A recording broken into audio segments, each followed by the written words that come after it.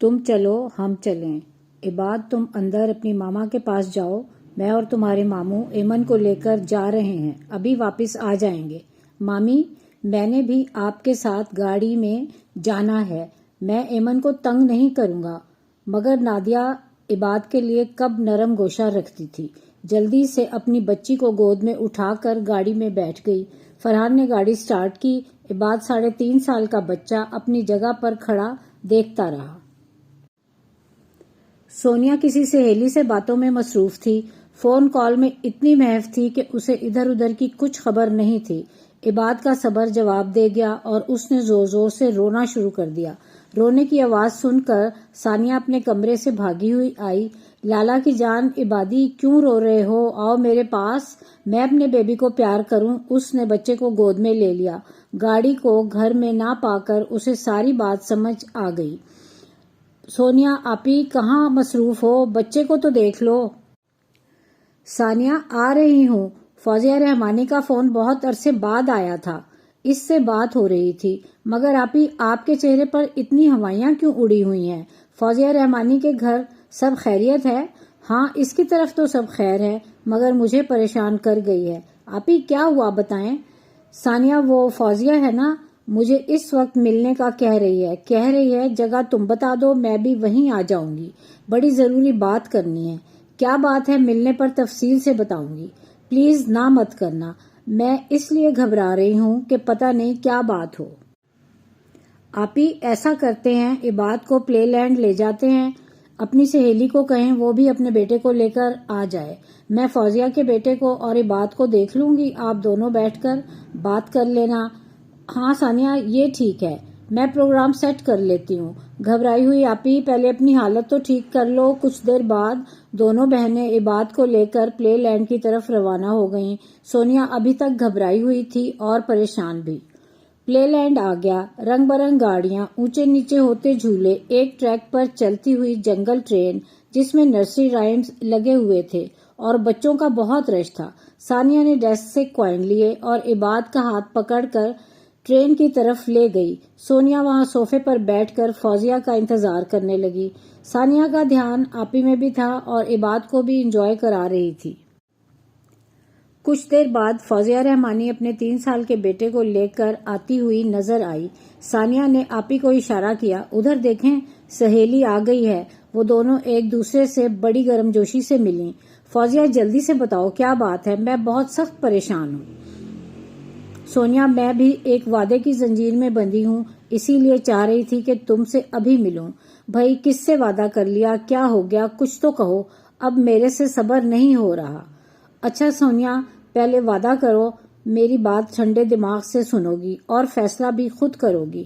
ہاں بابا ہاں وعدہ، مگر بولو تو صحیح، مجھے اظہر بھائی میرے دفتر میں ملنے آئے تھے۔ فوزیہ کیا بات کر رہی ہو؟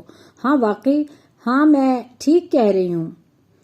سونیا اپنا، اپنے بچے کا اور اس شخص کا خیال کرو، زندگی لوگوں کی باتوں سے دل جلا کر خراب نہیں کی جا سکتی۔ پچھلے 2.5 سالوں میں کیا ہوا ہے، ہلکی سی دراڑ ہر روز کسی نہ کسی بات پر بڑھتی رہی۔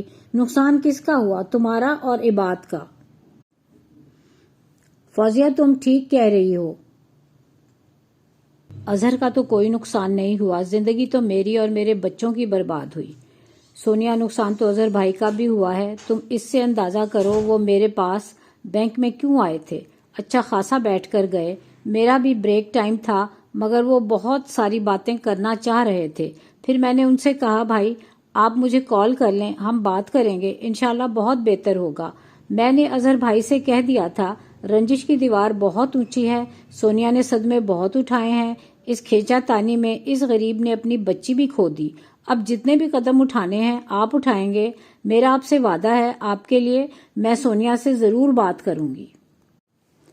فوزیہ کیا بات کر رہی ہو، ایک ایک بات سے تو تم واقف ہو۔ یار سسرال میری سگی خالہ کا گھر تھا، نہ وہ اجنبی تھے نہ ہم، تمہیں تو پتہ ہے آسیہ خالہ اور یہ اظہر کس کس محبت سے رشتہ مانگتے تھے، اور امی کتنی محنت کرتی تھی ابو جی کو منانے کے لیے۔ سونیا ڈیئر میں سب جانتی ہوں، ہم سب بینک میں یہی بات کرتے تھے کہ سونیا کا کپل بہت بہترین بن رہا ہے، بس نظر ہی ہو گئی۔ فوزیہ نظر نہیں ہوئی، امجد کی عقل مندی کی بھیٹ چڑھ گئی ہماری زندگی۔ شادی کے 2 مہینے بعد ہی اس کا شور تھا، سونیا بھابھی جاب نہ کریں۔ اظہر بھائی آپ کی اتنی اچھی نوکری ہے، میں بھی کما رہا ہوں، پھر بھابھی کو نوکری کرنے کی کیا ضرورت ہے؟ اور امجد کو خوش کرنے کے لیے میری اتنی اچھی جاب ختم کرا دی۔ جب ابو جی کو یہ پتا چلا تو دبئی میں بیٹھ کر انہوں نے مجھے فون پر اتنا ڈانٹا کہ میں خوب روئی۔ پتا ہے انہوں نے کیا کہا؟ بے وقوف، اپنے ہاتھ کاٹ کر بیٹھ گئی ہو، آنے والے وقت میں خرچے بڑھنے ہیں، جاب اپنے ہاتھ میں رکھتی تو سوشلائز بھی کرتی اور پیسوں کی فکر سے بھی آزاد رہتی۔ بیٹا شادی سے پہلے تو انہوں نے کوئی ایسی بات نہیں کی تھی، یہ اچانک کیا ہوا؟ میں نے تو تمہاری خالہ سے بار بار کہا تھا بہن جی سونیا کو جاب سے نہ روکنا، یہ جاب کے ساتھ باقی سارے کام بھی اچھی طرح سنبھال لے گی۔ تمہاری خالہ تو مجھ سے کہتی تھی نہیں مجھے خود اس کا بینک میں جاب کرنا پسند ہے، آپ فکر نہ کریں، جیسے اس کی خوشی ہوگی، اگر جاب کرنی چاہے گی تو کرے گی۔ مگر 2 مہینے بعد ہی ان کا میٹر گھوم گیا، اتنا دباؤ ڈالا کہ میں نے اپنی جاب چھوڑ دی۔ پھر قسمت سے اظہر کی جاب بھی چھوٹ گئی، رہ گئی امجد کی جاب۔ اس نے تو تیسرے ہی دن غرانا شروع کر دیا تھا۔ میں عباد کی خوشخبری کے ساتھ تھی۔ فوزیہ میری امی مجھے گھر لے جانا چاہتی تھی۔ اظہر بولے کیا میری ناک کٹواؤ گی اپنی امی کے گھر جا کر؟ میں امی کے گھر نہیں گئی، مگر فرحان اور امی میرے لیے گوشت، گھی، پھل، سبزی سب کچھ لاتے تھے۔ ان کے جانے کے بعد میری خوب شامت آتی، مگر وہ چیزیں سب بڑے مزے سے استعمال کر لیتے۔ چیزیں ختم ہو جاتی تو میں پھر امی کو فون کرتی۔ اسی رونے دھونے میں میرا بچہ دنیا میں آ گیا۔ اظہر کو نوکری نہیں مل رہی تھی، وہ ڈپریشن کا شکار ہو گئے۔ میری ساری ذمہ داری امجد اور خالہ پر آ گئی۔ اس دوران ابو جی دبئی سے چھٹی پر آئے تو مجھے بڑی مشکل سے اپنے ساتھ 15 دن کے لیے امی کے گھر لے آئے۔ واپس جب میں خالہ کے گھر آئی، ڈھیروں کپڑے، پیسے اور تحفوں کی صورت میں بہت سی چیزیں امی نے مجھے دیں۔ سونیا کی آنکھیں بے اختیار بہہ رہی تھیں۔ اچھا پلیز اتنا مت رو، فوزیہ نے سونیا کے کندھے پر ہاتھ رکھ کر کہا۔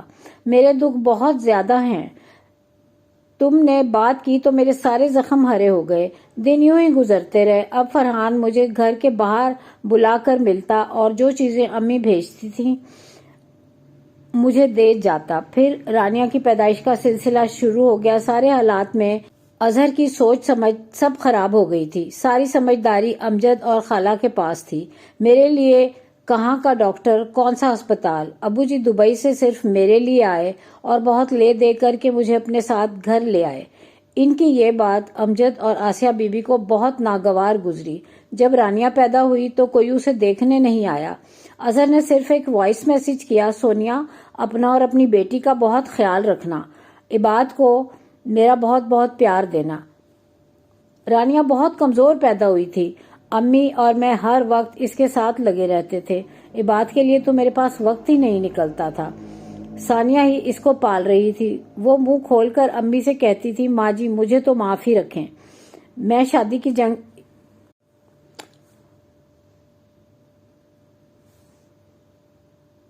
ماں جی مجھے تو معاف ہی کریں، یہ شادی کی جنگ میں نے نہیں لڑنی۔ سونیا جب سے تم اپنی امی کے گھر آئی تھی پھر کسی سے رابطے میں نہیں تھی، کیوں؟ شاید تم نے اپنے فون کو بھی بند ہی رکھنا شروع کر دیا تھا۔ فوزیہ وہ کیسے حالات تھے میں تمہیں کیا بتاؤں، کرنے کی کوئی بات ہی نہیں تھی، وہ وقت تو صرف چھپ کر جینے کا تھا۔ رانیہ کو نمونیا ہو گیا۔ امی نے خالہ کو فون کر کے کہا آسیہ بچی بہت بیمار ہے، ہسپتال میں داخل ہے، تم اور اظہر آ جاؤ، سونیا کو تسلی ہو جائے گی، ہم سب سخت پریشان ہیں۔ ان کا جواب تھا نعیم بھائی جس حساب سے اپنی بیٹی کو گھر لے کر گئے تھے ویسے ہی سنبھال لیں، ہمیں معاف کرو، اظہر نوکری نہ ہونے کی وجہ سے بے حد پریشان ہے، اب یہاں فون نہ کرنا۔ مجھے اندازہ ہے سونیا تم بہت شدید صدمے اور تکلیف میں ہو، تمہاری پوری بات سننا چاہتی ہوں، جب تک کھول کر بات نہیں کرو گی مجھے ساری بات پتہ ہی نہیں چلے گی۔ فوزیہ میں نے رانیہ کو 7 مہینے کی عمر میں کھو دیا تھا، میری بیٹی کے جنازے میں وہاں سے کوئی نہیں آیا۔ کچھ عرصے بعد فرحان کے سسرال والوں نے شادی کا تقاضا شروع کر دیا۔ ابو جی شادی کے لیے آئے تھے، تب امی کا خیال تھا کہ خالہ کے گھر جا کر شادی میں آنے کا کہتے ہیں، مگر یہ بات سن کر ابو جی آگ بگولا ہوئے کہ کیا بتاؤں۔ انہوں نے کہا میری بیٹی کے صدموں کا اندازہ بھی ہے، کیا بات کر رہی ہو، ہم کسی آسیہ اور اظہر کو نہیں جانتے، یہ بات اب ختم ہو گئی ہے۔ سونیا پلیز، میں نے تمہاری ساری بات سن لی، اب میری بھی سنو۔ سچ بتاؤ، فرحان کی شادی کے بعد گھر میں کیسا لگتا ہے؟ فوزیہ، مجھے یہ پتا ہے کہ میرا کوئی گھر نہیں ہے، تو جیسا بھی لگے گا، مجھے رہنا تو اسی گھر میں ہے۔ خدا کے فضل سے فرحان کی ایک بیٹی ہے اور نادیہ بھی، جسے میں اور میرا بچہ بالکل برداشت نہیں ہے۔ میں جب بہت روتی ہوں، ابو جی بھی جب یہ کہتے ہیں، غلطی سونیا کی بھی ہے، پہلے نوکری چھوڑ کر بیٹھ گئی، پھر اپنی ضرورتوں کے لیے ان کو پریشان نہیں کیا، ہمیں فون کرتی رہی۔ جب اظہر کا گھر چل رہا تھا تو وہ نوکری کیوں تلاش کرتا؟ فوزیہ، میرے لیے تو شاید منہ چھپانے کی کوئی جگہ نہیں ہے۔ تم شکر کرو مسعود بھائی کے ساتھ تمہاری عزت سے گزر رہی ہے، کیونکہ ایک دوسرے کے ساتھ مل کر چل رہے ہو۔ میری زندگی تو بس لوگوں کے فیصلوں کی نظر ہو گئی۔ ابو جی کی دبئی میں اچھی جاب ہے، ماں باپ میرا بہت خیال بھی کرتے ہیں، مگر میری بھابھی کو بہت ناگوار ہے۔ سونیا، میں تمہیں بتا رہی ہوں، اظہر بھائی کو جاب مل گئی ہے۔ اس سارے عرصے میں وہ اپنی تھیراپی بھی کراتے رہے ہیں، اب وہ بہت ٹھیک ہیں اور تمہارے ساتھ رہنا چاہتے ہیں۔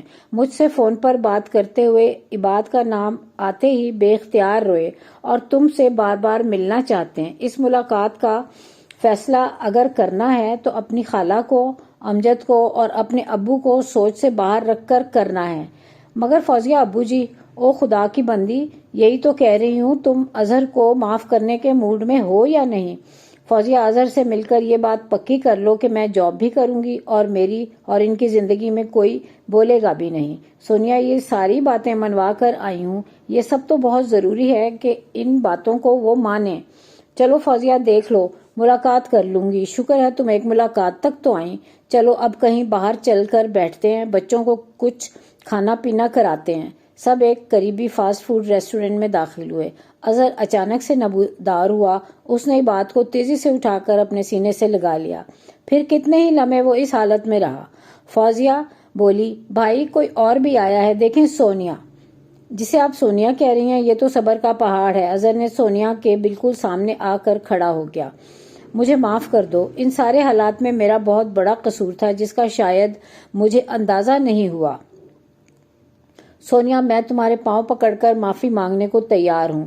وقت ہم دونوں نے بہت مشکل گزارا ہے، میرا یقین کرو، بہت جلد میں، تم اور عباد دبئی خالو جی نعیم کے پاس جائیں گے، وہاں پر ان سے معافی مانگوں گا۔ چلیں اظہر بھائی، اب سونیا کی امی کے پاس چلتے ہیں۔ ثانیہ سب سے آگے تھی۔ دروازہ امی نے کھولا، ان کا منہ کھلا کا کھلا رہ گیا، سب کے ساتھ اپنے دروازے پر اظہر کو دیکھ کر۔ فوزیہ جلدی سے بولی، آنٹی، آج سے یہ دونوں اپنی طرح اپنی زندگی شروع کریں گے، ہم سب ان کی خوشی میں ان کے ساتھ ہوں گے۔